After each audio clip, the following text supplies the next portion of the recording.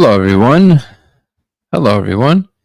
Let me see if I can move the camera a little bit this way. Hold on.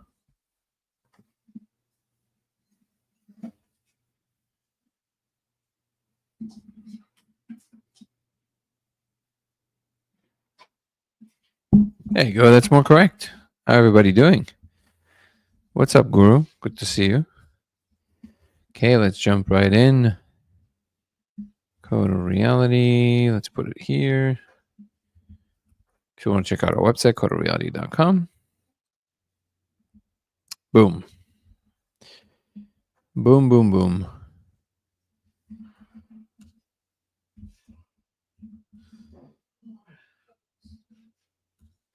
And we're going to activate Discord in a moment. What's up, Ebony? Good to see you.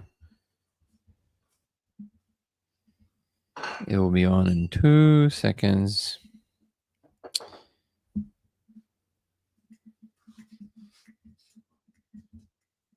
Beautiful. And the stage is on. For Core, Code of Reality, come join the chat, if you will. What's up, everybody? Good to see you, everyone. So, what you talking about? Ebony having dinner is wonderful. My hair is permanently crazy now. Oh, per usual. Let me turn on the light.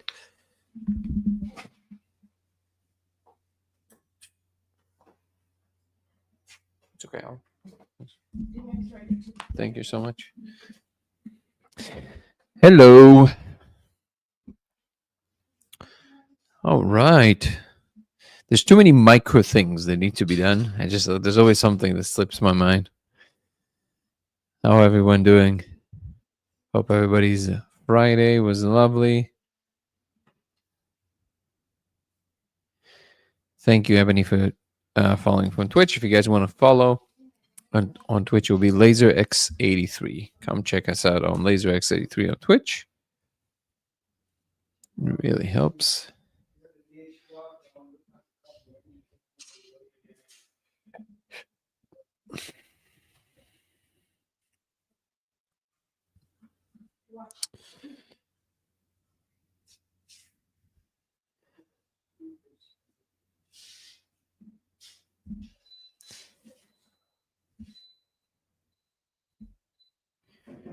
What up, everyone?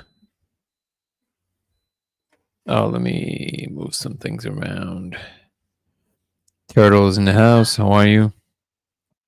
Thank you, Ebony, for the reminder. Yeah, if you guys want to follow on codeofreality.com, that's our website, and come join our Discord community, which our beautiful moderators, Ebony and Guru, posted here, but you can also find it in the main page on YouTube in the description page. Also, I've added the merch finally to the channel. So if there's any merch you guys like and you want to help the channel, please purchase some and it will automatically be shipped to you by this company who does that.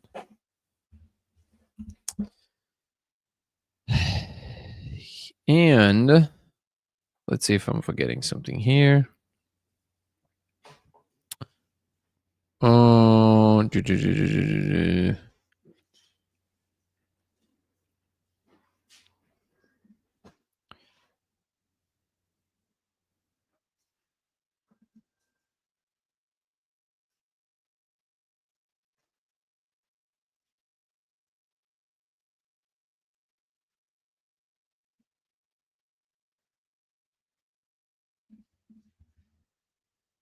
up, Parov?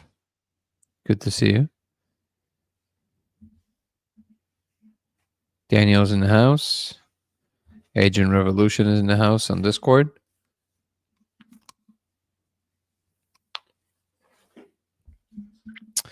Let's see what questions we can dive into today. Are you guys preparing for disclosure stuff? Love it.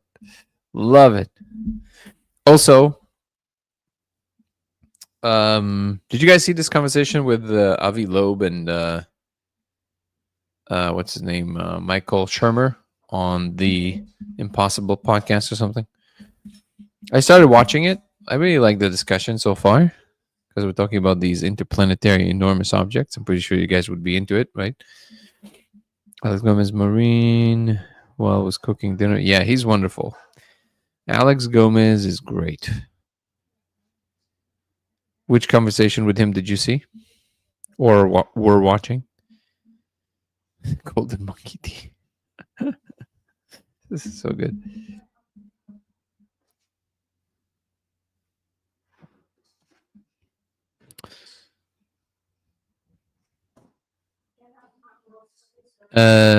Wait, what is this referring to?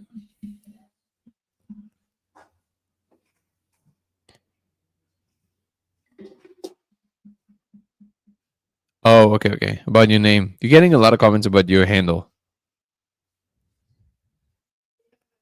Jared Wright. Hold on. Jared Wright. Why am I not? I'm so out of touch. So out of touch. Okay. Now I'm terrible with names, and plus I'm not really knowledgeable when it comes to pop culture. So it's a lethal combination.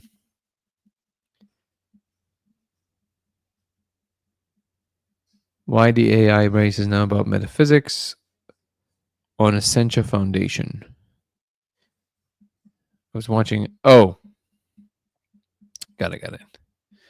Essentia Foundation. So many things to remember. I gotta Google everything now because there's so many details. Essentia Foundation is the channel.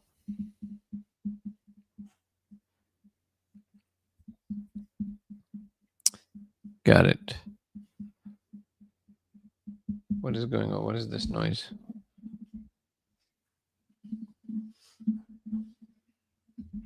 Something is making a weird noise. So what was he saying? What's up, Agent Revolution? Thank you for following from Twitch. Ambient Glass. Hello. Thinking this has already been mentioned, but have you tried overlays of different colors? Yes. It doesn't make any difference.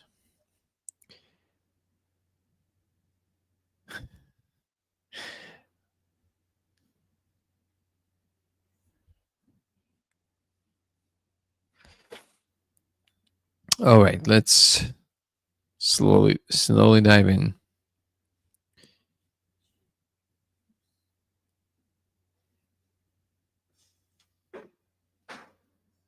Consciousness war between materialism and transhumanism.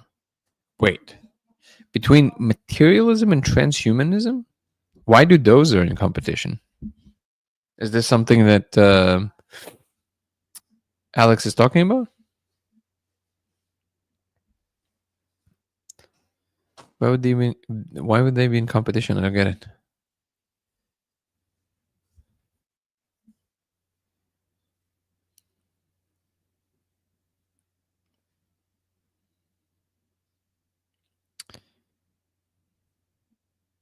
Exactly. What if we are the AGI? We're it, baby.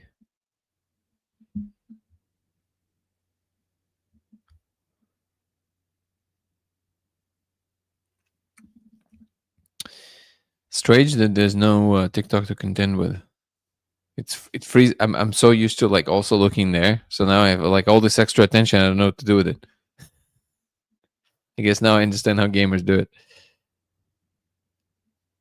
Yes, we try to put different colors on top of each other.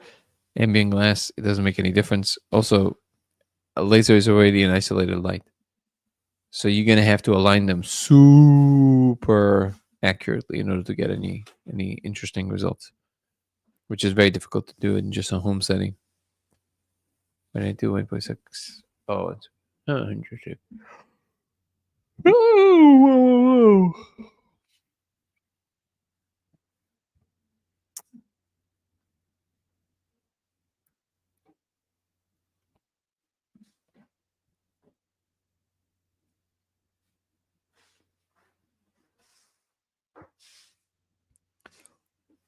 Looking for some subjects.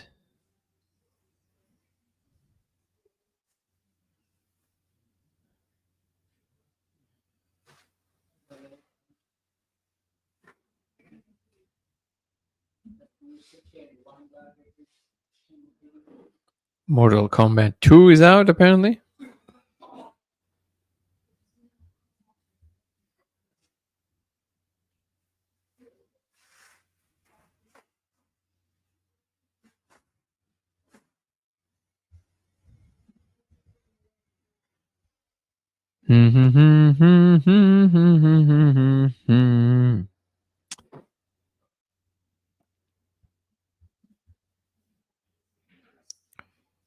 Okay.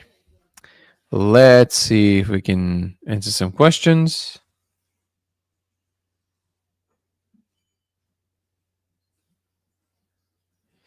And if not, then I will guess we'll just go with the flow. I'm trying to find some subjects, but right now I'm failing to do so.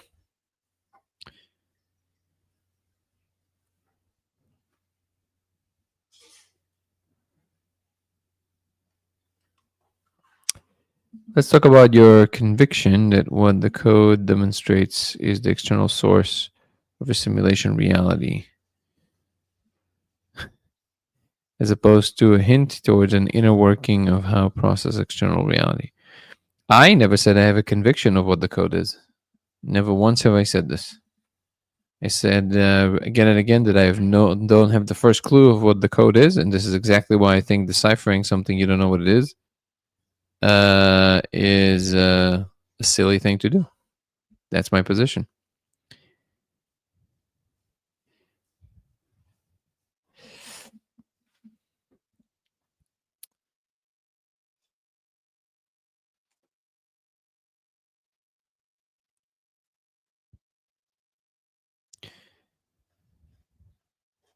Oh yeah, of course you can help on Discord. Did you raise your hand there?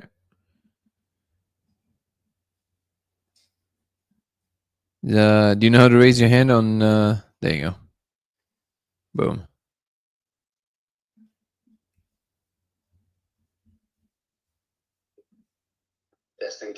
Testing. All right. Do we have echo, or are you hearing me okay? I hear you perfectly fine. I think I need to mute you so people don't hear you quietly. Let me do that. Hold on. Go ahead. Okay. Perfect. Yeah, just testing out a new setup here, so I'm not sure how it's coming out on your end. Yeah, so perhaps I phrased that wrong, or perhaps I misinterpreted what your answer was at one point. I believe it was during David's talk about AI, about generative AI. And somebody had asked, it might have been you asked, how do I do a poll? And I made a poll real quick, saying, do you believe that that the code is showing the structure, Hold on. the makings of external reality? Hold on, before you continue, people keep saying that I don't know how to solve this. Dude, Discord annoys me so much sometimes. Like, what is the deal? Okay, hold on.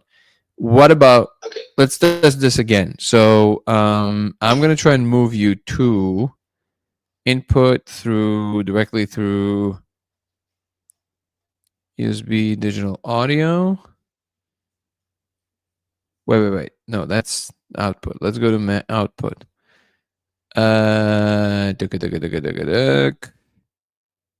Oh, what is that? Jump desktop microphone? No. Zoom audio? No. Try this. Say just a few words, and everybody on the chat on YouTube, tell me if you hear him. Go ahead.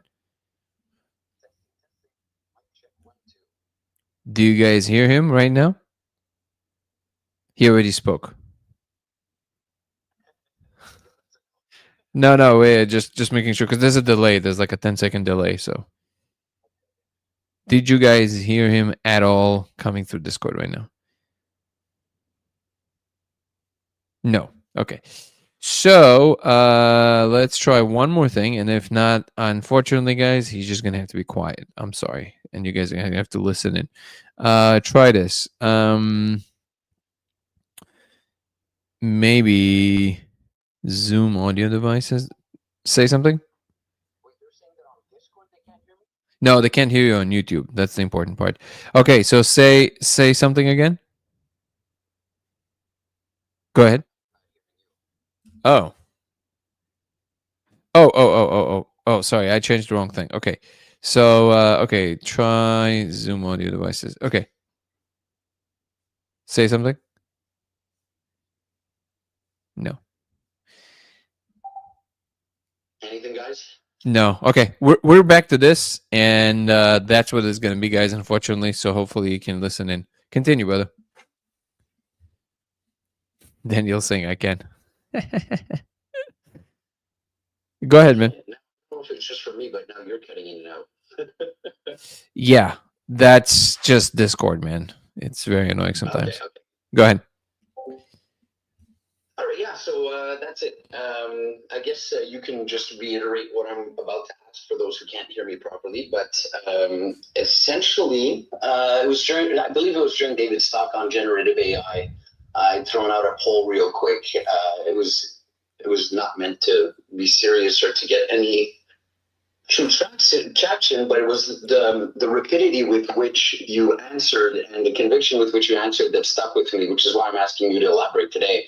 And the poll was basically, I was asking, do you believe that the code is showing either external reality as it's being simulated, or perhaps I didn't use that many words. It was external versus internal was the basis of what I put in the poll. Mhm.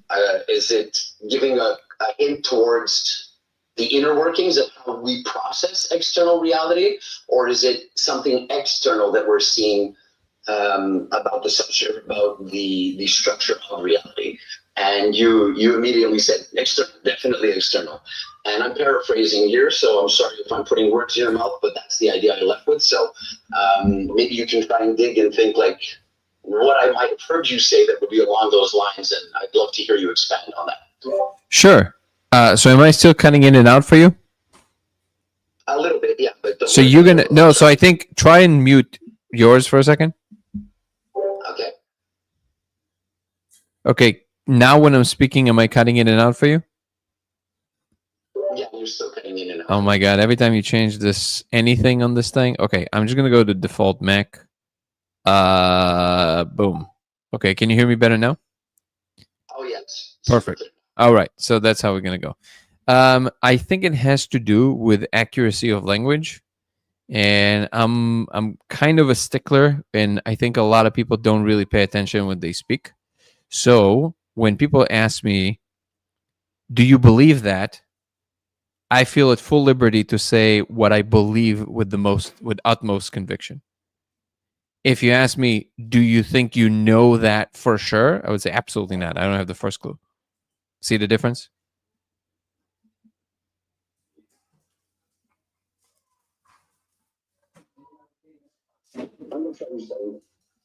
The what?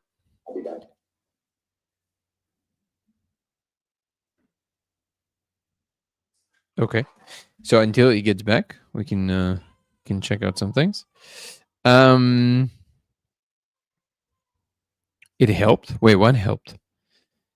I didn't change anything. Now it's just now it's just talking like it was before. Man, Discord sometimes is weird. Yeah, I know his volume is at max. So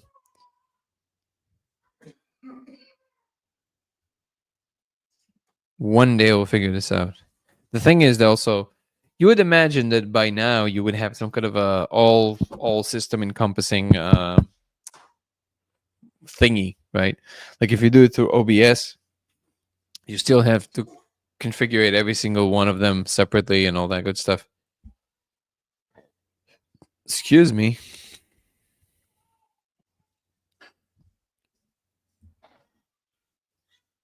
Oh, there we go.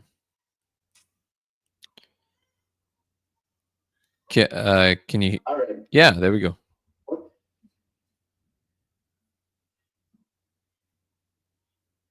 Hello?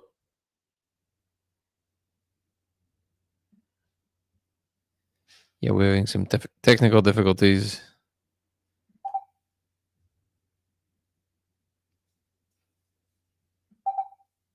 All right. We can go to a different topic until we figure this out.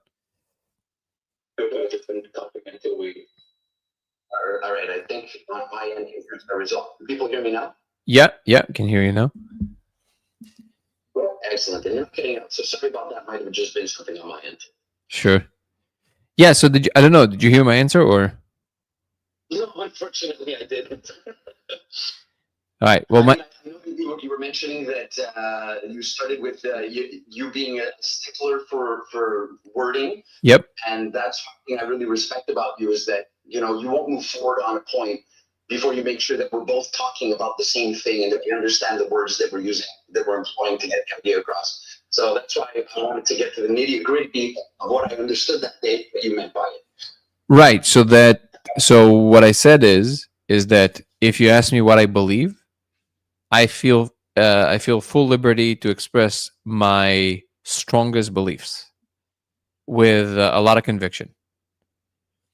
Yeah, and if you ask me, do I know? I would say I don't know. I don't have the first clue. Okay. That's the difference. Yeah.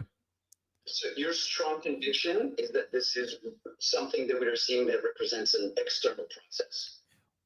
To the extent that you can define an external process, yes. Okay. Now that being settled, and me understanding your sense, I'm not opposing it. I'm just curious, and I'd like you to elaborate on why. Sure. Oh, why? Because the way that it appears, it has every single property that what we call physical matter does when we look at it. It executes in the same way. Because I'm familiar with the terrain of hallucination so well, it doesn't fall within the parameters of those. That level of persistence, rigidity, spatial permanence, lack of response to anything you do or anyone else does is just kind of there. That's why. Okay. Yeah. Okay, so something external. So in the same way that the wall that it's projecting onto or through is something quote unquote external. Yes. Right? Yes. Okay. So would it be fair for me to say that we can both agree that what we see as the wall is nothing close to what the wall really is on the grander scale of things? This right? is what the solidity of the wall. We agree. This is why I said to the extent that you can define something external. For all intents and purposes, in our internal representation of what we see, there is a certain kind of rigidity to things that interact with the electromagnetic field, i.e., things you can't walk through. Right. Gotcha. Right. And and they have a certain kind of rigidity that is different. And by the way, I was surprised to learn that actually even champions of idealism don't really know, or for that matter, think about what physical really is. Yeah. Like it's weird. You would think that would be the first thing on their agenda, but they don't care. Yeah. They say, oh no, it's all internal representation. I was like, hold on. Going back to the stickler on words here. You said all. All? Well, okay. Well, everything in my head I can kind of manipulate. I can't manipulate that wall that way. So what do you mean by all? So if you want to say that the color might be something that only arises through my internal representation of it, true. Same goes for even all the perceptual layout that we see in general. But the second it comes to the physical touch, it seems to have some kind of a different component. And if the answer is, well, somehow the universal mind creates these rigidities, well, that's fine. But then how? You still want to talk about that, right? You still want to talk about these regularities somehow. And when I press idealists on this point, which, by the way, I kind of consider myself an idealist at this point. But when you press idealists on this point, they go, oh, I don't know. It's like, oh, okay, well then we're not asking the same question then. That's it. Yeah. And this is something that actually I was surprised to learn. There was this moment with me and Gallimore when we were having dinner and we were sitting, and it was at Paul Hynek's place, and Paul he's an incredible host, and we were eating dinner and then we were talking about this, and I was exploring this point of view because clearly Gallimore is an idealist. And he said all the right noises in that direction. And then I said, okay, but then what is, and then I kind of put my fist on the table kind of gently. I was like, okay, but what is this? Like I knocked on the table. It's like, what is this? And he goes, well, I mean, it's somehow an internal representation. I was like, well, how? And then I looked at him and he looked at me. And then I realized, I go, oh, you don't think about that. And then, but not in any accusatory or in a negative vein, just like, oh, I understand now. You don't think about this. And then Paul thought I was starting shit. Like he thought I was kind of like, so he said, oh, no, he started talking, and then Gallimore stopped, and I was like, no, like we get each other. Like he said, yes, I don't think about that. He's like, he understood that I just understood. So I was like, okay, we're getting somewhere, because that's all I care about. That's actually what I care about. So we're asking a different question here. That's the beauty of these conversations, you know, especially when you care about understanding what the other person is talking about and care about being understood, being selective with the words that you choose and making sure that you're understanding the words the other one is choosing. There's no other way to have a real conversation. No, definitely not. And, you know, I miss the days of a proper argument. Yeah. Proper debate. Nowadays, everything's an argument, and it's... Well, I really think it is a product. I don't want to sound like a geezer, but I'm just making it as an observation. I think that every generation carries a signature. This upcoming generation carries the inability to handle emotions. Like truly, like they just can't. Not like, again, it's not an insult. They cannot be in the face of information that does not agree with them. They cannot be in the presence of it. That is a big problem. Reaction. The what? Yeah, it's a visceral reaction. It's as if people identify directly with their opinions, forgetting the fact that, you know, opinions should, anyways, evolve and change when new information comes in. You know, on the point that you're bringing up, I learned something pretty interesting when I was doing some research. I'm a video game programmer by trade, and we started doing these lunch hours. What I was trying to do, my project was supposed to be to show people how to, you know, employ creativity in something that can be really dry, which is programming, right? And through the exploration and the research that I was doing, I landed on the idea of, you know, what is that eureka moment, and is it reproducible? You know, how can we recreate the steps leading up to a eureka moment so that we can do them on demand? You know, that was where it took me at one point. So to get a further understanding of those processes, I started looking into Euler, right? Because there was a lot of eureka moments with Euler, the person. You're talking about the person. He, or whatever the gathering of people known as he. Sorry, I didn't hear what you said. Oh, I think yeah, I'm asking, you talking about the person Euler? Yeah. Got it. Okay. The mathematician, that's right. Yeah. So there was this online course that I took to better understand the rules that he was following, and it was a course on logic. Right? You have your before you can get to a conclusion, well, you have to have a couple of propositions, and those propositions should be based on some axioms, right? And then, you know, working through the rules of logic, which is really, there are rules to logic. The guy takes a kind of a tangential moment to say, being a teacher in university who's giving this free online course, he says, you know, a course on logic used to be a prerequisite for university level mathematics as well as for university level English. Because how can you properly formulate an axiom, and how can you properly formulate an argument if you don't know the rules of logic? And then it all made sense to me. I'm looking at these arguments that I see online in social media, that I see being proposed in the news, And I'm like, you're going A plus B equals W, but you're not explaining why. There's these leaps in logic going on. There's these absolute false associations going on.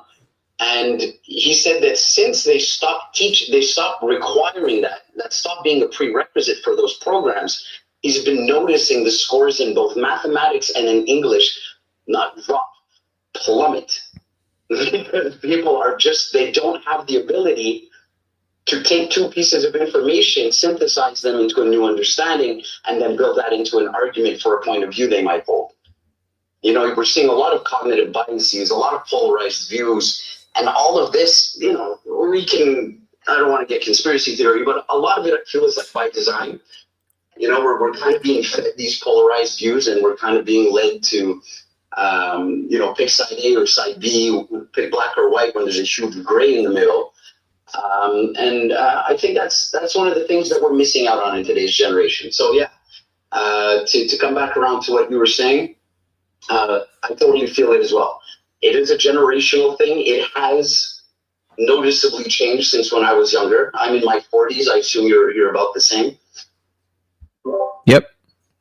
Yeah. So that's it. I think it's a harsh reality that we're going to have to face, is that this is the climate of discussion that we're dealing with nowadays. And as you've mentioned several times, it's coming across into the scientific fields as well. People aren't able to have proper scientific discussions anymore, proper scientific debates anymore. And I just hope that, through any way that I can help, I'm speaking with David currently on being able to help you guys in one way, but I want to try and help in any way that I can to make sure that, this gets out there and that people give it the weight that it deserves. Because whatever it ends up pointing towards, whether it be external or internal, it's going to change the way that we look at reality and consciousness, regardless. So yeah. Yeah, I think it would be. Feel your pain when you're sitting around a table and wondering, how come these arguments and how come these discussions turn into arguments? And I'll surprise you. I stopped engaging with that in that way. I experienced no pain. I am completely detached from the outcomes of this. So the what? Teach me. Oh, you make it about the information. I'm making information available. When I made the information available, I've done my job, and now I can keep living my life. So the what? Yeah, stoicism. And I think that's the only way to go, because first of all, I agree with everything you said, and in fact, I do think that it is. Well, it's not controlled by anyone. I think it is a mimetic virus. I think that's what it is. I think that it expresses itself in all facets of society in different ways. And this is why all of these, so this is actually a point that David Deutsch made, but I was making it as well, which is that the same idea set, the same memeplex that gave you postmodernism is what gave you woke. It's the same virus. It's a confusion of the mind to the demise of the rational structure that holds it as a thing. So the mind has to operate according to some regularities, otherwise it has no role, because the mind is complete. It's not even about incapable of handling. It's just irrelevant if it's just chaotic. If it's complete chaos with no patterns whatsoever, the mind is irrelevant. It cannot do anything there. So there are ideas like, and again, it's not like a personal attack on anyone who holds these positions. It's a simple logical statement. The reason that postmodernism, for example, is basically negating itself is because by claiming that it knows that there is no truth to the matter, it positively states a truth claim. So It just does the thing it says does not exist. That's why it falls apart. The same goes for logical positivism, by the way. All of these ideas, they rest on assumptions that are untenable at the foundation. And when you can recognize this, things become very clear. But when people are under the the influence of these spells, a lot of things all of a sudden don't make sense because they start thinking in definitional logic versus fundamental logic. And that's the thing that eventually gives you woke, is because what the majority of us feels is what the truth is. And if you notice the behavior of people that tend to kind of lean more in that direction, it's not about understanding what's going on at all.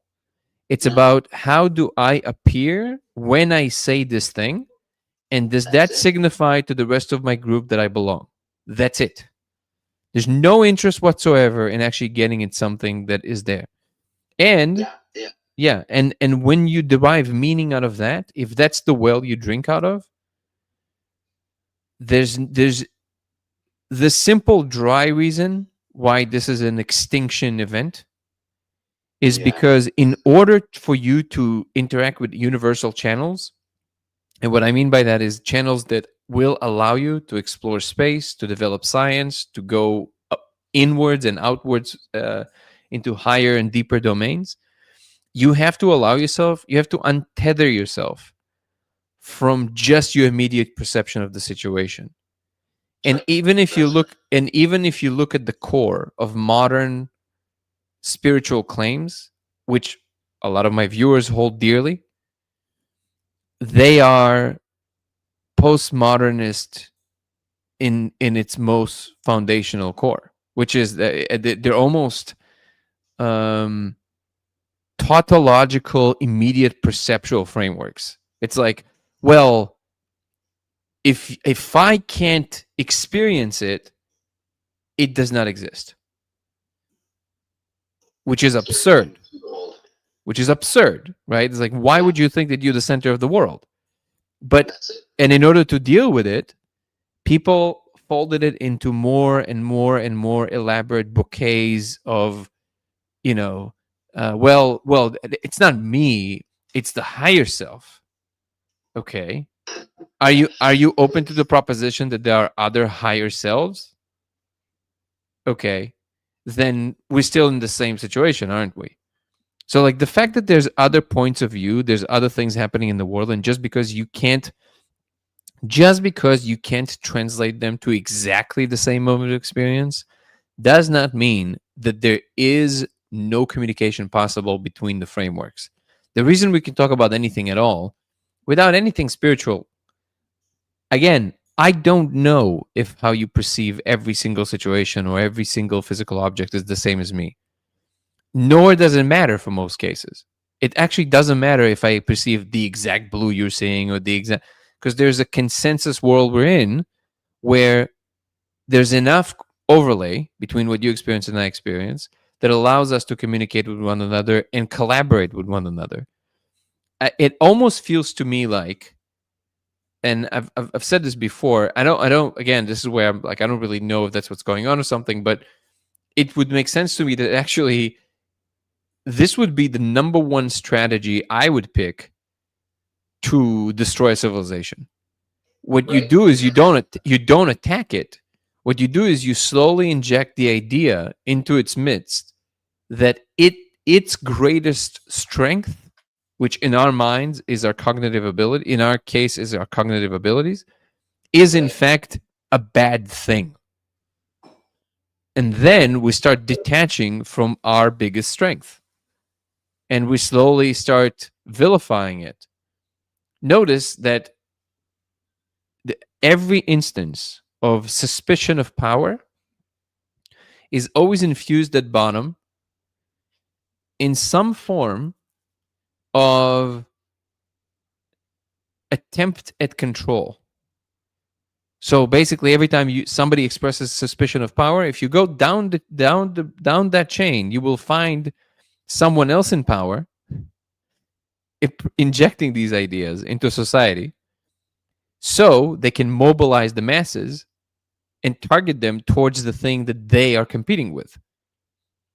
The belief that there's an external force that is always controlling you basically does two main things. One, it eliminates any possibility for you to actually try and do something about it. And B, it also makes you very easy to manipulate. Because all I got to do is point in a direction and here you go. Go ahead. Yeah, and let's not forget the third thing that it does is it makes you look at anybody who doesn't see the exact same way as you as somebody who's drank the Kool-Aid. Which is what makes you so easily to manipulate. Because you're right. Yeah, you're right. You're right on the surface, angry at everything, and all I got to do is give you a direction to be angry towards, and here you go. Here you go. Here, anti this, anti that. What are we against today? Oh, okay. It's crazy. So every single instance of success, which this is another idea. So it's not a meme. It's a memeplex. It's a bunch of memes together that evolved together. I don't know if they were engineered by anyone, but they are. If you think of the mimetic space, just like the genetic space, these things evolve because they're informational patterns, and some of them work really well together. Another meme that works really well with this whole cacophony of nonsense is the easiest way to express it is the only way to succeed big time must involve manipulation. Right. That's the meme. When in reality, it is almost impossible. It is almost impossible to get to a certain level of success just by constantly manipulating everybody. The only way to get to a very high and stable levels of success is to actually produce something robust that works. That requires you to do a lot of work to actually think about what in fact will solve a problem and keep that problem solved. And that is very difficult to do. And people convince themselves that no. If somebody's successful, that automatically means they sold their soul. They sold their soul. They did something that there's no way, because I tried and I couldn't. So there's no way that somebody tried and could. And forgetting the fact that that person probably tried 172 times before that one time that worked. It's like, I tried once, I couldn't, and there we go down the rabbit hole again. Exactly. And instead of empowering people and teaching them, saying, hey, like, you can actually do this, like show them like from small scale to large scale, you can actually do these things. Yeah. Other people in power actually ride this wave, and they just literally like the craziest thing. And again, it's like a the irony in the world is so funny sometimes. The people who think they got it all figured out, the degree to which they're certain of that is exactly the degree to which they're so easy to manipulate. They are the sheep. The people who think they figured it all out, let me tell you, those are the people that you can literally spin them around like a little marionette. Like there's not, because they're so obvious. It's go ahead. That's absolutely right. Absolutely right. And I've seen it in action countless times. Where that do I go into the story now? Because I consult some groups, but I used to be much more engaged. As you said, nowadays, like, you stopped caring, right? Oh, you can't do it. It's kind of like understanding you can never change your parents. Like, unless you understand that, you will suffer forever. Like, you just can't. You can't. There's that. Are you familiar with before you go into the story, who gives me? Sorry, go ahead. No, I was just saying, yeah. Wait. Hold on. Let me see if I can find his name real quick, because I always forget his name. Okay.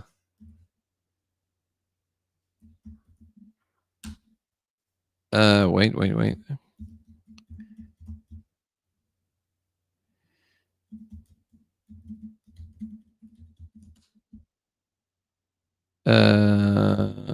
One second. No, right.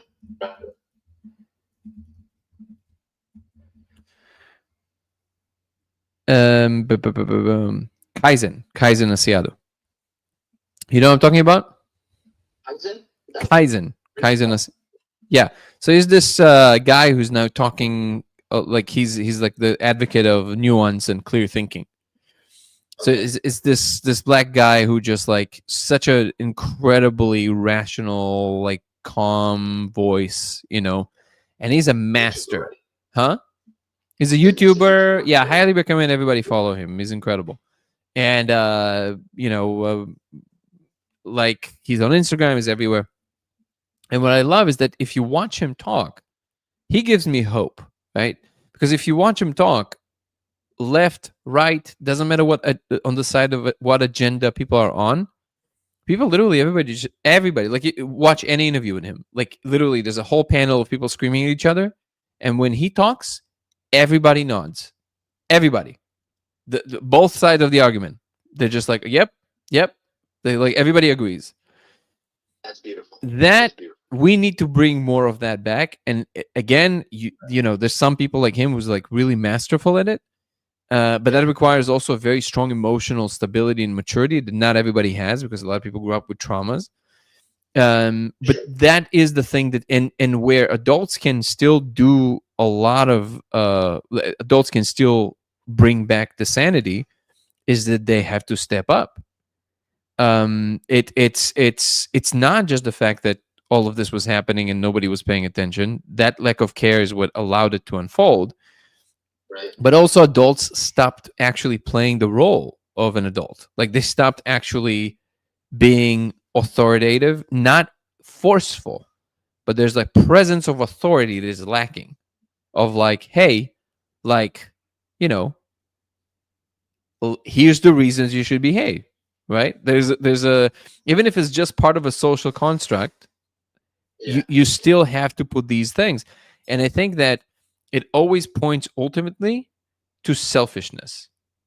Because people were selfish, they were too busy doing whatever they were doing and weren't really paying attention, nor did they care to actually pay attention to what in fact is going on as a whole. Because people are selfish, they just virtue signal and they don't actually care about solving problems. Because people are selfish, keep it going. It's always because people are selfish. So when we down the chain, it comes down to that. Because I was going to say, it might be because of some trauma or whatever that makes them concentrate on different things. But where did that trauma come from? It came from selfish parents, and I get what you're saying. Yeah, and again, it's we can still do things about it. And I think, honestly, I actually think at this point, I'm just kind of watching the whole thing sway, and just from a very removed perspective, it seems to me that we're out. Like we're out of the woodwork. Like it just, there's a few more screams, but people just don't care anymore. And it's just like, people just like, okay, can we just do normal things now? And people do, and people who are like that, they will get louder and louder, and they're trying to do that. But at this point, it's like, there will, like at this point, what I think is not understood is that unless you focus, it's not about who wins, whose idea wins. Unless you focus on what does the collective need versus what do you need. If you're not going to be on the boat that cares about what the collective needs, you're simply not going to be part of the game. It's just not how it's going to work. It's just, you're going to fall out of favor because nobody would want to deal with you in real life. The fact that there's a lot of noisemakers who make money making noise, when they're in real life, nobody wants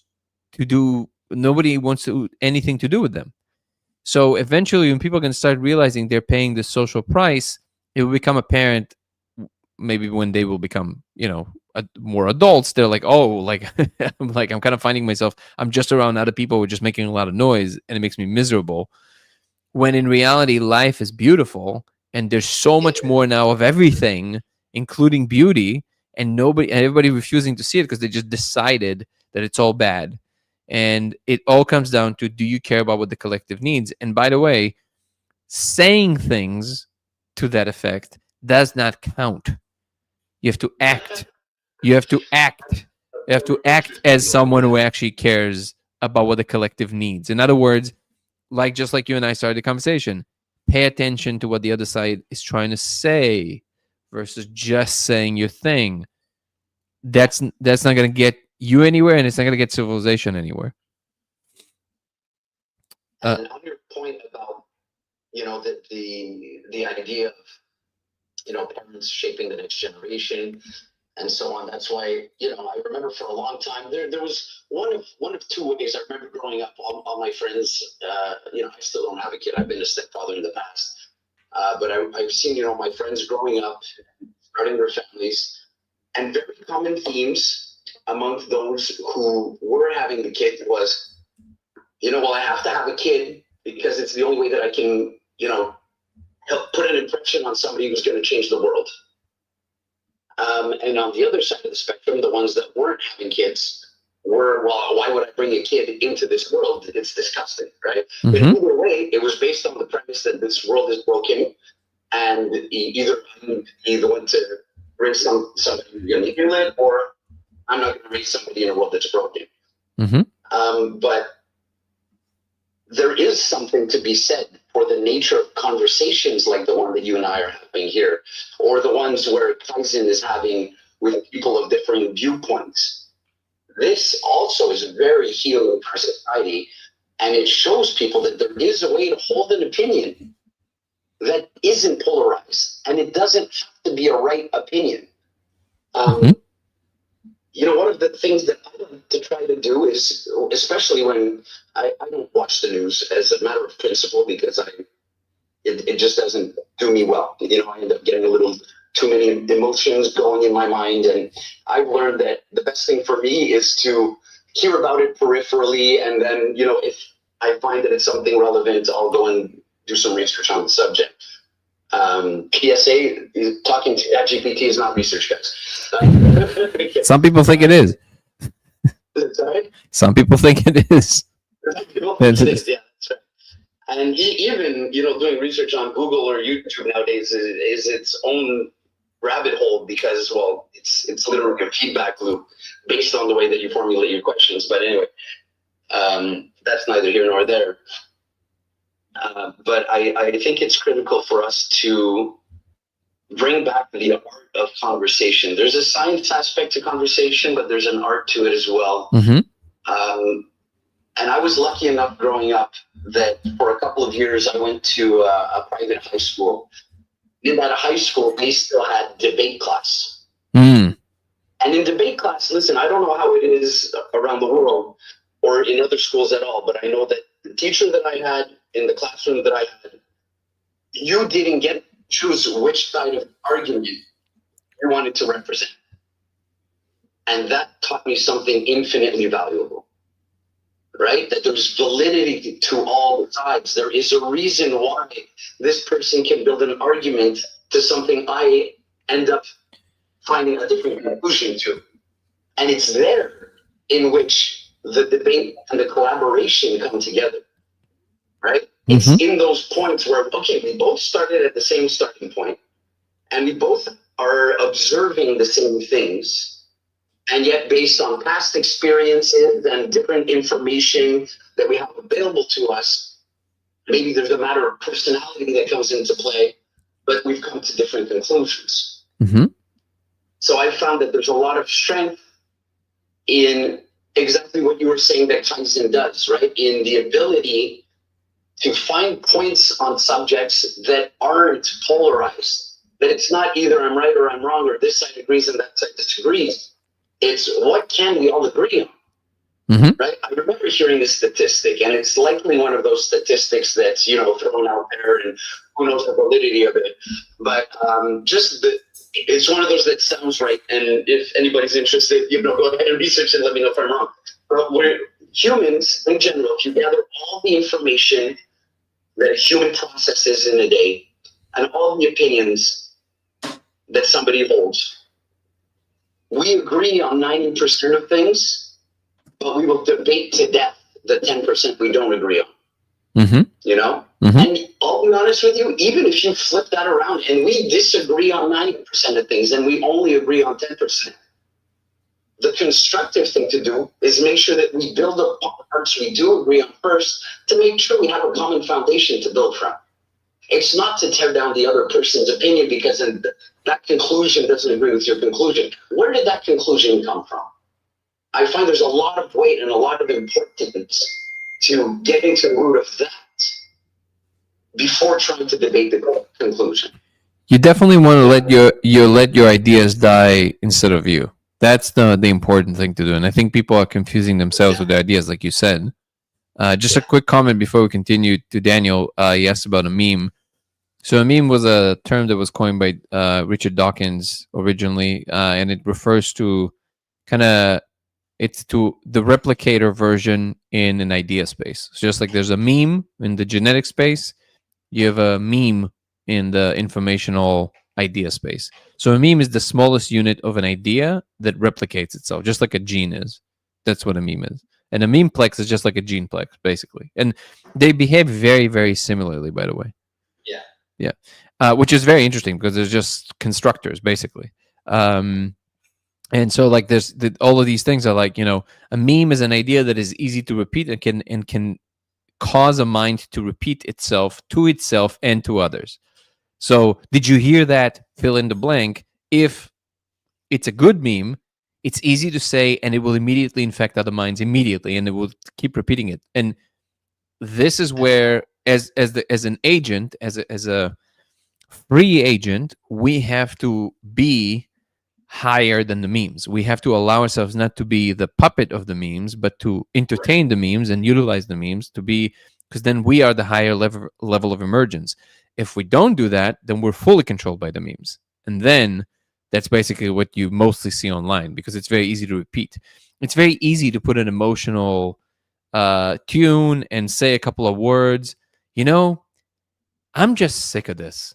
I don't care what anybody says, but this is just enough. It's enough for somebody famous to do this. Whatever else they say, even if it's complete bullshit, you're gonna be influenced by this. You'd be like, wow, Robert De Niro said this thing, I don't know, man. Like, I think if someone like him had enough, there must be something there. Uh-oh. Be careful. Be careful. Yeah, That's what the trick is. It being a meme has novelty to it, which makes it work. Mm-hmm. It's actually the people who, and what's funny is that the people who try their best to just stay balanced, they're the ones that appear to the ones that want everything to be emotional. They appear callous. And therefore, that behavior is interpreted as if the person does not care. When in reality, that person probably cares more because they put in work into not just sliding in any direction that the land slides. So they're just like, well, let me think about this for a second. It does not mean that they don't care. It's just that they know that people are very emotional, and when they are, they don't really think. And when we don't think, we end up in pretty bad situations if we keep doing this. That's our strength, is the fact that we can think. Now, emotion is always stronger than any thought you might have. And in fact, it is absolutely true that we don't really reason ourselves into our positions. We have strong feelings about something, and then we use reason to defend these feelings we have about something. But that is not to say that it's all up for grabs and there's no correct answers. There are convictions that are resting on stronger assumptions about the world, and convictions that are on weaker assumptions about the world. And the only thing to know is to run the clock forward. You don't really know until you actually run the simulation and you see what actually happens. That's the whole point of it. But like, notice how it feels now, right? Which is, there's a flow to the conversation, there's respect. It feels good in the body. I don't know how it feels for you guys, but it feels very harmonious, right? And by the way, we could actually pick subjects that we strongly disagree about, and then we can explore them this way, and we might actually get somewhere. Because if we don't agree, we can at least acknowledge that it's based on some fundamental life experience that we don't share, or something like this, right? But at no point does this necessitate that we go home and think negative things about one another, because this has nothing to do with the idea at hand. And it's when people are like shouting at each other, and that's, by the way, that's what people consume. That's what people want to see. So that's what people give them, because without sensationalism, it's not going to sell, and then they can't pay rent. So Right. we can vote with our attention, and then people pay lip service to it, but they don't actually follow it. So you gotta act like you care about the collective, not just say it. So, every time I catch myself do the thing that I'm rah-rahing against, which happens, by the way, right? We do this all the time. I do my best to acknowledge it, at least to notice it in the moment, that that's actually what's happening. Because just by acknowledging it, you remove some of the momentum from that impulse. Sometimes it just feels good in that moment. You feel annoyed, you feel this, you feel whatever. Sometimes it just feels good to just vent and just say something, like gossip or whatever, right? Everybody say, "Oh, you shouldn't gossip," but it feels good. It feels good to gossip. So it's okay, but just be aware that that's what you're doing. That's enough. That's good enough to make you, quote unquote, a human being, versus some, twisted puppet from everything you've observed online. And you just, if this is at this point a trope that people repeated ad nauseum, but it's absolutely true. If by knowing one of your political opinions, I can extrapolate everything else you think, you don't think. That's right. Casey, how you doing, brother? Really good. Just enjoying the conversation.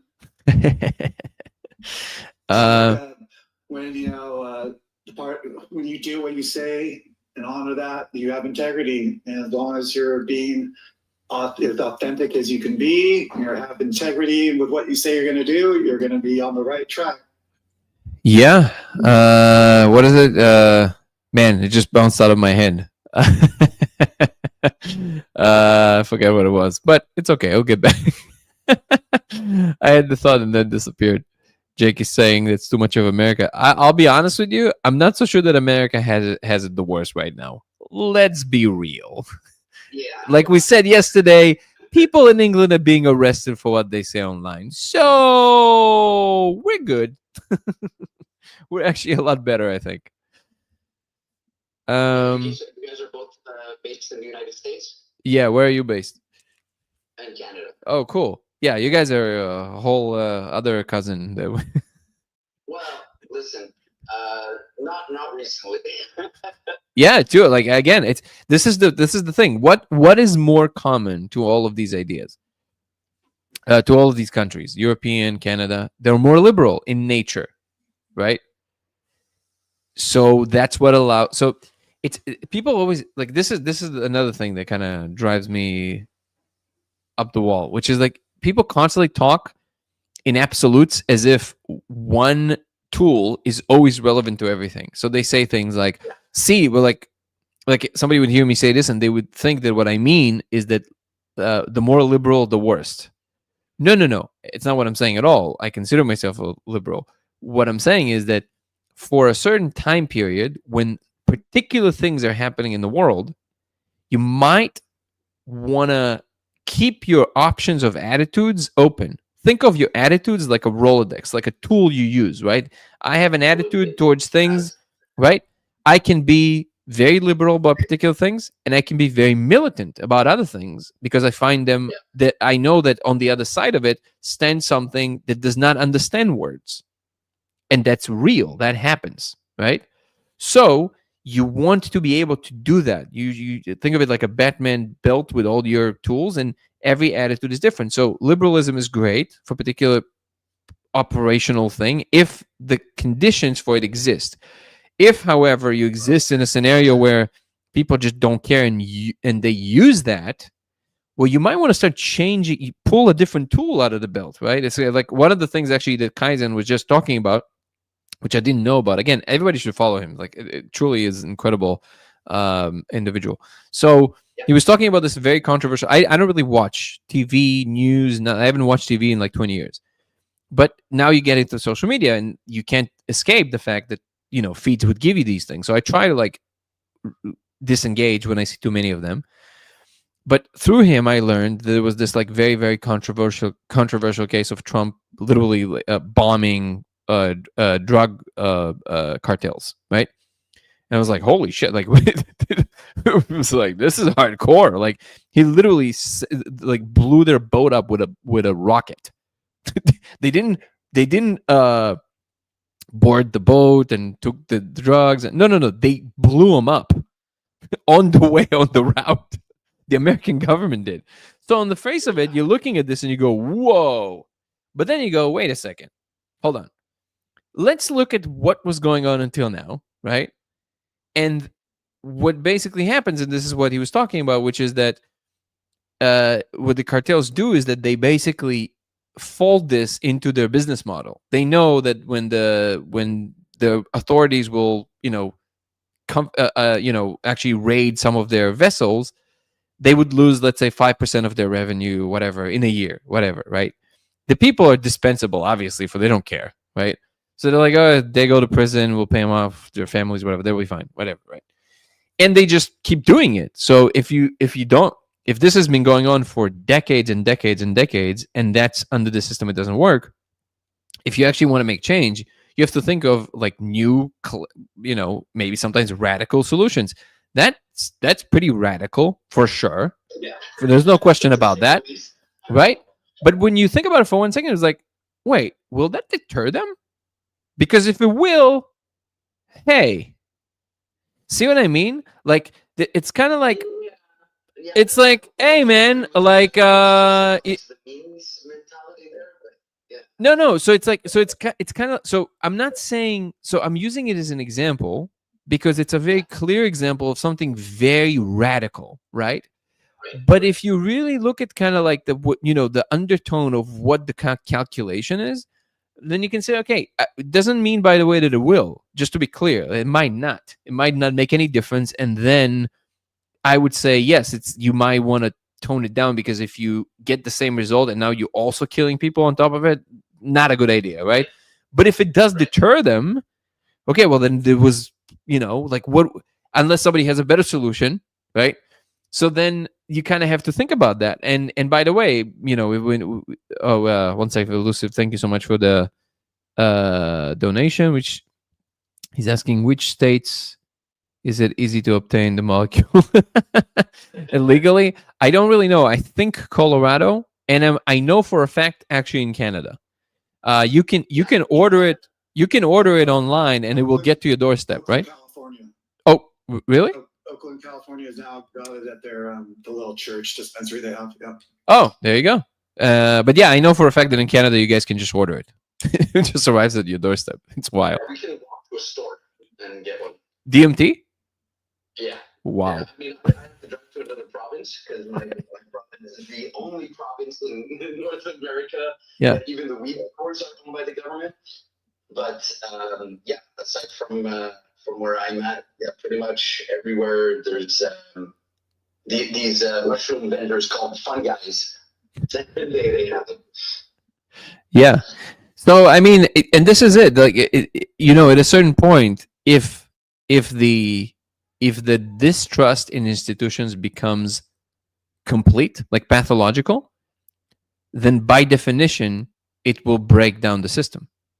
Because in order to do big things, you cannot go any other way but through institutions. You can't do it in any other way. You need large collaborative schemas, which is what organizations are, that can act as an entity towards a goal, so then bigger things happen. You can't. On that point, yeah. From my perspective, and the news that I'm, being broadcast peripherally, I don't know what propaganda Americans are getting as compared to Canadians, but we're all eating propaganda, right? Sure, yeah. And I know that from my perspective, what's been pretty clear to me is that there's been a consistent faith erosion of faith in institutions over the past, decade and a half, let's say. Mm-hmm. And it really, I think, plays an important role in why people are scrambling to hold on to something so intangible as an opinion to be part of their identity, because you can't depend on the scientific institution anymore, and you can't depend on the institution of media anymore, or the institution of medicine or government. All of the faith in these institutions has been eroded to the point where now people, as you brought up previously, are looking towards the loudest speakers. Who's the loudest voice on this subject? Do I have to go to Rumble to listen to him, or is he still allowed on YouTube? Or, and that's where we get even further polarization on these points. We no longer have something like, journalistic integrity.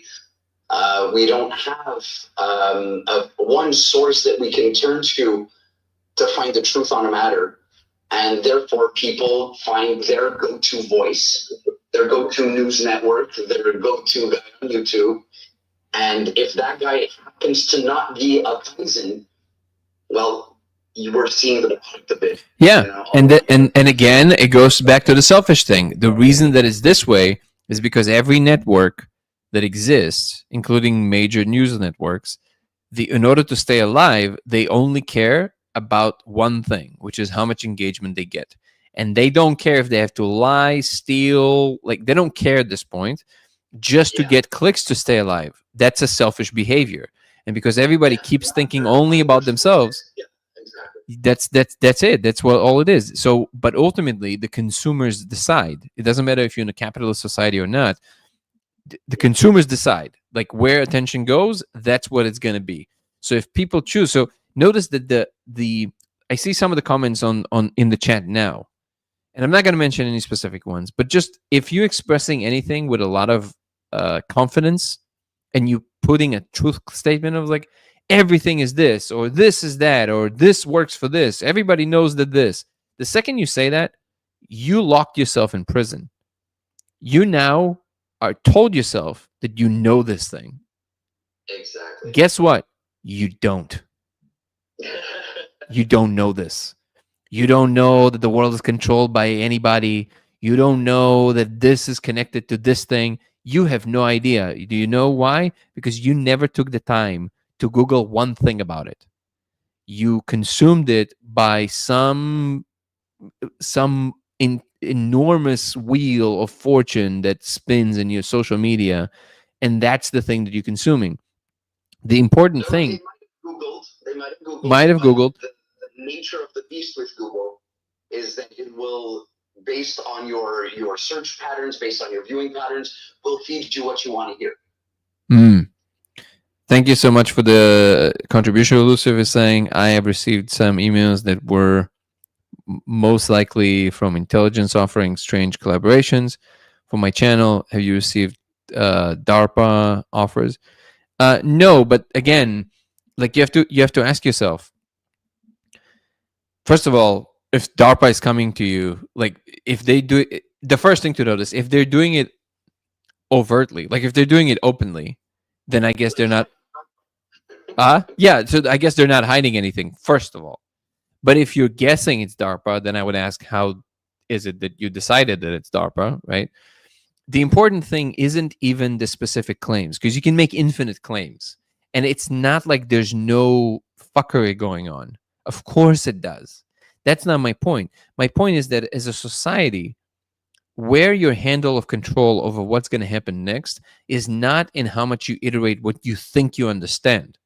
That makes zero difference. If anything, it just adds fuel to the fire. The one handle and control that you have on how the future is going to look like is your internal state in the face of whatever is going on. Because that's the only thing that has the chance to translate to something collectively that is different. If all of us would just adopt a much more of oh, this news network said this. Interesting. This news network said that. Huh. Seems to be the opposite. Interesting. Okay, let me look into this. And there's always, again, I'm not this is not a promotion. I'm not being paid for this, and I actually forget the name of it right now, but there is this app that gives you the percentages. It's really good. Somebody will probably say it right now here. But basically they give you a breakdown of the different networks and are they leaning left or right politically, and exactly what percentage, and exactly They're putting it side by side. So if the same story is reported from both ends of the aisle and it's reported like literally the exact opposite, you as the consumer should automatically understand that's not what the truth is. So you have to do that extra work. That's on us to do that. But in order to do that, you have to detach yourself from all the stuff that you think you know. Don't know so strongly. Just have a little bit more doubt in what you think you know. That will get us a lot further as a society, because you will never be able to get out of it if every node every node that amplifies the signal just keeps amplifying the signal. There has to be a filter on each and every node. If we're filters versus just amplifiers, the world will look different. You will feel better because you actually have to do some work and trying to actually like sift through to what's going on and actually make a decision for yourself. And I'm aware that it's very difficult at this point because we're buried in all this like enormous amount of information. But that's exactly my point. Where it does not touch my life directly, and I don't have an easy or relatively easy way to, make a decision about something, I don't know. People say, yeah, but this and so said. And it's like, so what? Yeah, but doesn't it mean that? No. Like there's infinite number of things it can mean. Like, the level of conviction that people have when somebody does something is so, it's farcical. Like it's like a circus level of absurdist humor. Like, why would you think that you understand exactly what's happening because somebody said something in some context that somebody put in a clip? Like, are you kidding me? Like think about this for a second. Like, the world is so complex all the time. There was a whole show, and it was like a bunch of shows, but the most famous one, Three's Company, right? Probably people here don't remember this, but look it up. Three's Company. The whole show was based on the on the humor of misunderstandings. Every episode would basically be the same. Somebody said something to someone, somebody else overheard, they thought this person meant that, the third person thought this, and now they're in this crazy situation that's going on. This is life. You have no idea what the actual thing is going through the person's mind, or like deciding that that this person is bad or this person is evil because what's his face, what is up with me and names today? What's his face, the one that everybody hates right now? Who's the most trendy person that everybody hates aside from Netanyahu? Peter Thiel. Peter Thiel. There you go. No, Peter Thiel is a lot more hated right now. It beats me why, but okay. The fact is, the person paused longer than what people like him to pause because he's a thoughtful person, because he fucking thinks about answers that before he gives them, right? Especially about questions that are very deep. The whole internet ran with it's like, this is bananas. It's like, so what you might want to do is just dial down how much you think you know things. You don't. But in this age of information overload, if somebody dials down what they think they know, where are they going to fill their knowledge bucket up from? You don't need it. Yeah, well, you don't need it. What is the relevance of what? Listen, truly, what is the relevance of what he said or what he paused about to what you have to do tomorrow? Oh, in the case of Peter Thiel, yeah, it depends on what he said. Give me an example that touches on you directly. Opinion at the water cooler when we talk about that. Oh yeah, okay, but then find, and it's another trope that I like and I think it is true, which is great minds talk about ideas, mediocre minds talk about events, and small minds talk about people, right? It's like, just talk about great things. Talk about the future of humanity in space. Where's that at? Why is this not a point of conversation? This is a real thing that we can do together. Why aren't we talking about this? Why are we talking about bullshit? Yeah, I mean, not everybody does those things, that's for sure. but that's my point. It's like the human spirit went to die when we decided that what matters is what somebody's doing somewhere. Go to work. Just do your thing. Be nice to other people. Yes. It's like, it's so easy that it's hard. It's so easy that it's hard. It's like, there's literally the level. One thing that happens though is, the confirmation bias starts setting in. So they may have started with the truth at some point, but then they started believing the bullshit, or not, like we're talking about.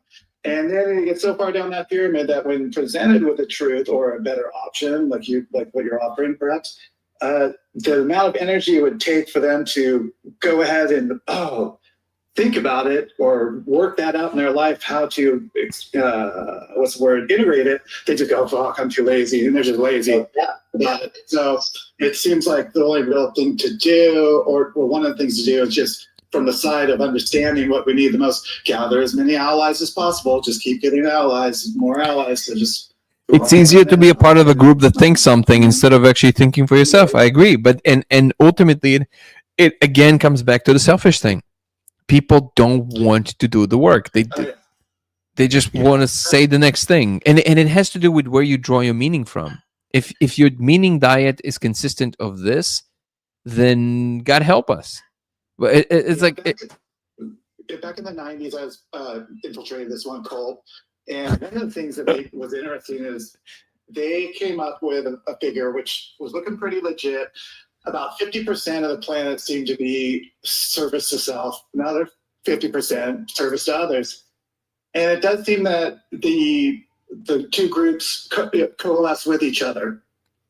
So the people that are very selfish seem to gather, and the people that are more service oriented to others gather. So do you think that right now we're seeing a preponderance of people, like you say, selfish, that are driving our civilization into, doomsday? When I hear people, I saw, I'm not going to mention what the topic was because it's a very inflammatory topic, but there was a conversation between two people about something that's super inflammatory, and obviously two sides of the aisle. One side was just having a conversation about what's going on and trying to get to the bottom of it. The other side was playing a super emotional game, just all of that, right? But what's crazy is that person was the person who was also posting it on their YouTube channel. Now, mind you, the other person did them a solid. He did them a favor because he's a much more known person. So they kind of took the time and really came to the show. And then before the person whose channel this was streaming the conversation, that person took the liberty of 10 minutes talking before the episode, talking about it, which is fine. But all that person was saying, I was watching it. I was like, dude, this isn't like an Orwellian unfold, because that person is on the side of we care, right? But then the whole conversation 10 minutes before he was presenting the show, all he was talking about is how, literally the words he was using, how he could have destroyed that person, but chose not to because they wanted to listen to them. I was like, wait, your goal was to destroy the person? You just told us everything about yourself. That was your whole thing. This is crazy. That's the aim. It's not about having the conversation. It's and that person doesn't even realize they're doing it. Educated person.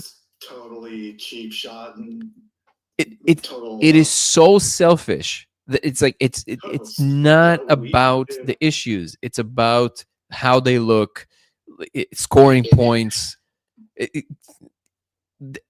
under the banner of tolerance.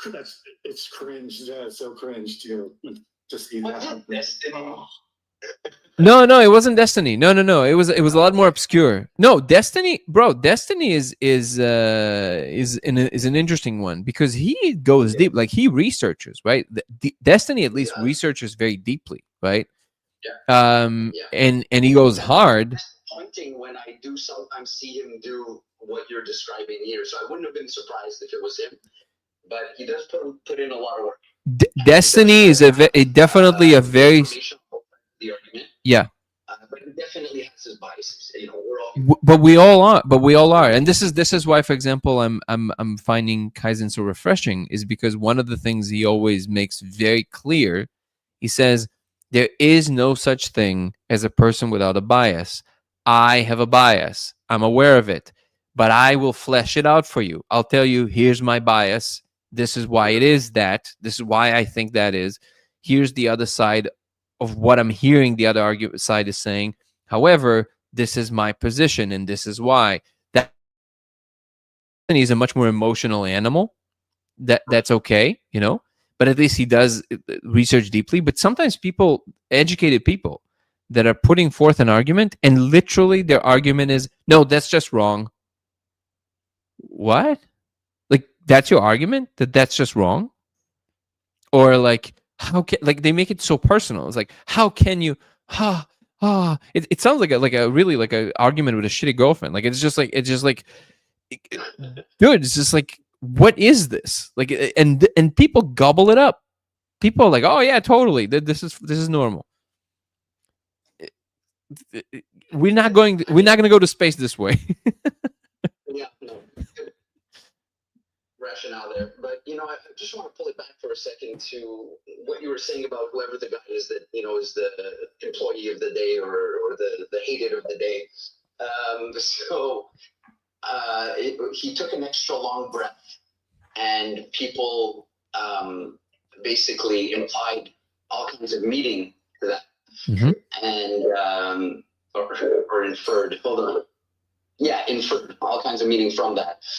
And what I found really interesting is I'm going to make a reference to a movie that you guys, or look, I read first and then saw the movie was actually really well representative of the book, was Gone Girl. Oh, that's a great flick. That's a great flick. Style of writing for me at the time.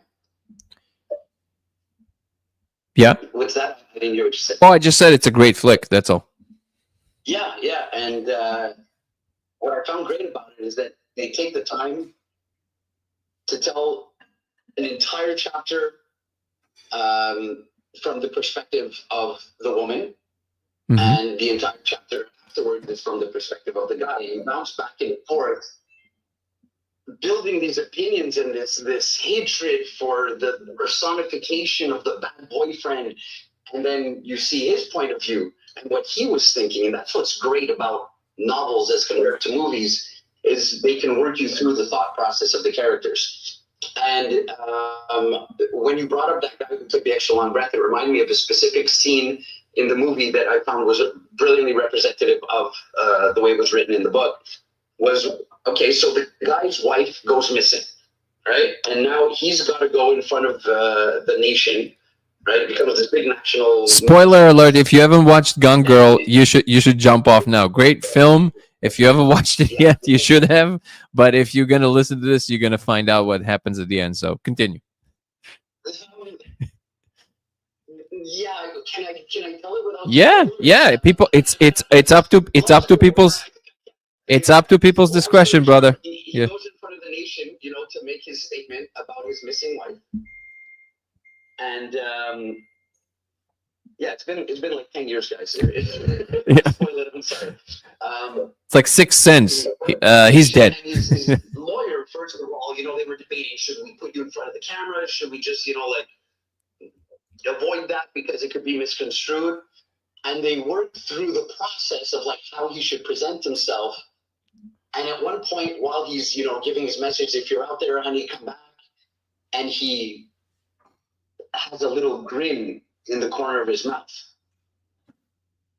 And when you hear it from the girl's perspective, there he was on TV. Oh yeah, this does kind of spoil the movie. Yeah, you know, from the girl's perspective, there he is on TV. He knows that, you know, that I'm okay, and he's just, that smirk was meant for me, and you're developing this whole opinion about, fuck him. He's in front of the nation giving this false representation of his missing wife, and there he is smirking, And then you hear the other side of it, which is like his PR team said, look, you want to be relatable. You know, you can't just be stone cold and like get through and like fake tears and everything. So when you're talking about her, you know, try and, you know, emote a little bit, you know, smile because you love her. And that is such a, I found a perfect iconic representation of how one grin or one extra breath before speaking or the wrong word being misconstrued can completely change what's actually the interpretation of what's actually going on beneath the surface. Like Dan said, guys, you don't know. We don't know. I don't know. Nobody knows anything except what's going on inside of us. And even then, we only know it a little bit. So, like, don't be so quick to judge. Don't be so quick to jump to conclusions. It's what's tearing us apart. And it is a matter of a lot of work. You know, it's not overnight. It's not like today I'm going to decide to not have opinions, useless opinions on things. No, it hurts, man. I had to completely. I'm not saying that I'm done in this process. It's a forever process, but the major changes, the major shift, I believe, has occurred, and now, you know, I've got a whole bunch of other stuff to work on. But going from somebody who felt it was his civic responsibility, his duty as a human being to be informed on these topics and have opinions on these topics, and I'm not doing my part if I don't care and I'm not informed and I don't spread the truth. This is where I was coming from. And for me now today to find a middle ground, well, I have to hit the other extreme first. And the other extreme is literally not having opinions on anything. And that sucks, guys. Being so unsure of the truth behind any matter, right? Being so not scarred, but I mean, having taken to heart so deeply the times that I held an opinion and then got new information which forced me to disprove my own point of view. Like that's a process that hurts. It tears apart the old you and you have to rebuild a new one. And I've done that multiple times and it hurts. So I get it, guys. It's not easy. It's not. It's a lot. It's a lot of work. But also, don't forget that again. The pendulum swings back. Yep. And hopefully by the time people reach 40, they have a little bit more of a even ground to stand on. But it still requires some work to get there. It's not. It doesn't just happen by itself. Also, to your comment, Elusive, he said we can see space in quotations through telescope, but I have never seen convincing video from space. That's because you haven't seen Space 2.0 yet. They're working on Space 2.0. It's a much higher resolution, I promise. It's coming up next summer. Space 2.0, look for it. No, he's talking about space itself, space time. Oh, Space 2.0. Yeah. He doesn't believe in space. Well, okay. There you go. Holes in the fabric of the firmament. Exactly. Yeah. Guys, So, I unfortunately have to adjourn for today. So this was very lively. Hopefully you'll come back more. Agent Revolution. It's Revolution. It's a very clever. I like it a lot. Please come back more. It's a really fun discussion. Never Tools. I think at some point you kept on trying to come on. But again, just raise your hand and we can just kind of chime in and we can do this. Nico, sorry I brought you up, but yeah, I have to adjourn. Casey, thank you so much for being here with us as always. And just a quick reminders for everybody. If you want to follow me across platforms, it's Danny Goller on Instagram and TikTok. It's Goller Danny on X, LaserX83 on Twitch, and Dango Thoughts on YouTube. Come check out our website, codeofreality.com, where we have the lasers, the merch, and a lot of other good things like the protocol. I've added merch to the YouTube channel, so if you feel like you want to get yourself a shirt, a mug, a hoodie, or whatever, I think those are pretty cool designs. I'll make better ones, but it definitely helps the channel, so go check it out. Come join our Discord community. The links to which you can find on YouTube on the main page. The third link from the top in the socials. And if you still want to contribute to the film, because we're in post-production now, you can do so by going and finding the trailer for the movie The Discovery on Dango Thoughts. And you can find the GoFundMe page in the description where you can contribute. If you are a baller and you can contribute over $1,000, you will get access to see the movie, be in a group of people that will see the movie for the first time in the world ever. I think that's pretty dope. If not, don't worry about it. You'll definitely see the film. We'll make sure that everybody sees the film. What else? I want to acknowledge our incredible moderators, Guru and Ebony and Chris and Jessica. Thank you so much for all your hard work. And thank you so much for the incredible audience, old and new members. You guys are the ones that are making this happen. Elusive, thank you so much, brother, for all the questions. Ciela, Bad Daddy, see you there. Turtles, thank you so much. Who else without Ambient Glass? Been with us for a while. Never Tools. Daniel, love you, brother. Hyonix, you haven't came on and spoken today, but let's do it next time. Nico, thank you so much. Sean, thank you so much. Casey, thank you guys. I'll see you guys tomorrow. I think that's correct. Have a good night, everybody. Peace and love. Ciao.